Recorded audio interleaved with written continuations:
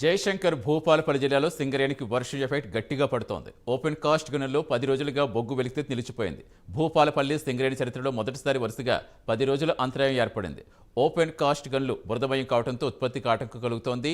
OC2, OC3 గనుల్లో 43,000 టన్నుల బొగ్గు ఉత్పత్తి నిలిచిపోయి దీనివల్ల సింగరేణికి 17 కోట్ల రూపాయల వరకు నష్టం వాటిల్లింది. మరోవైపు బొగ్గు రవాణాపై ఆధారపడే లారీ డ్రైవర్ల కుటుంబాల్లో ఆందోళన నెలకొంది.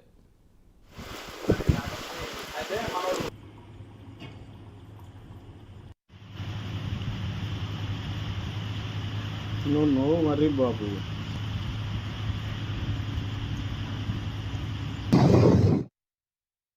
10 రోజులుగా భూపాలపల్లి ఏరియాలోకి వస్తున్న భారీ వర్షాలతో సింగరేణి ప్రాంతం అతలాకుతలమైంది.